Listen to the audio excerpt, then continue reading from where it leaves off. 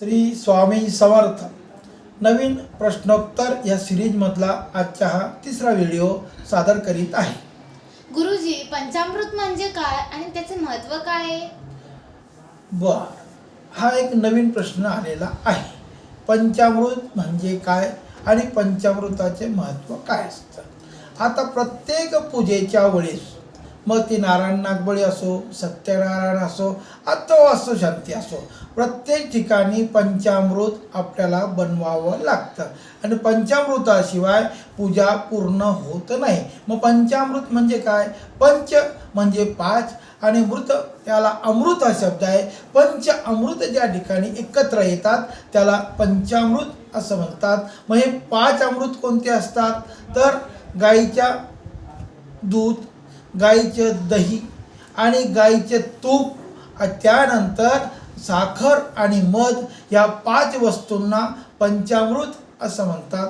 काही ठिकाणी वेगवेगळ्या वाट्यांमध्ये ते पाच वस्तू आणल्या जातात आणि काही ठिकाणी एकाच वाटीमध्ये पाच वस्तू एकत्र करून पंचामृत निर्माण केलं जातं। आता पंचामृताचे महत्त्व असं आहे की गाईचे दूध हे अमृत मानले गेलेलं आहे आणि गाईच्या दुधापासून तयार केलेलं दही, त्या दह्यापासून तयार केलेलं तूप आणि ओरिजिनल मध जे झाडावर मधमाशांनी गोळा केलेलं असतं, साखरेपासून जे सिंथेटिक बनवतात ते मध काम करत नाही। ओरिजिनल जे फुलांपासून तयार केलेलं मध असेल तर ते अतिशय काम करतं आणि साखर हे पाच वस्तू एकत्र आल्यानंतर ते पंचामृत फार महत्त्वाचे आहे। मग त्याचे प्रमाण एकास दोन, दोनास तीन असं त्या ठिकाणी प्रमाण असतं। म्हणजे तूप जर एक चमचा घेतलं तर 2 चमचा त्या ठिकाणी दूध टाकायचे आहे, 3 चमचे दही टाकायचे आहे, 4 चमचे मध टाकून 5 चमचे साखर टाकली की ते पंचामृत त्या ठिकाणी तयार होतं। प्रत्येक पूजेला पंचामृताची अत्यंत गरज असते।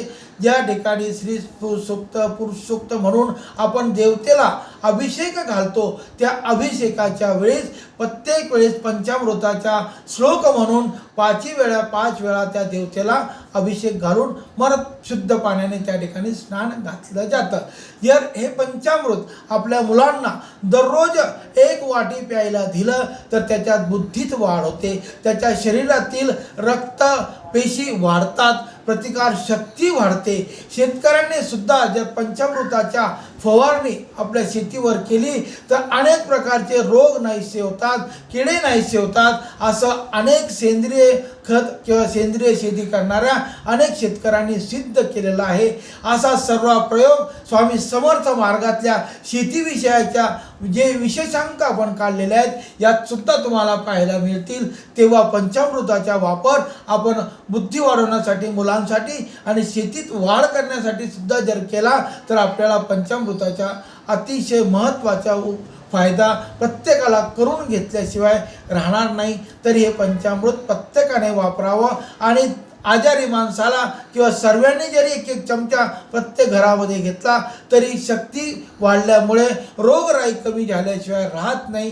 हे महत्त्व पंचामृताच्या अनेक काळापासून आपल्या सनातन धर्मामध्ये आपल्याला पाहायला मिळतं। तरी पंचामृताचा उपयोग आपण करून घ्यावा ही नम्र विनंती।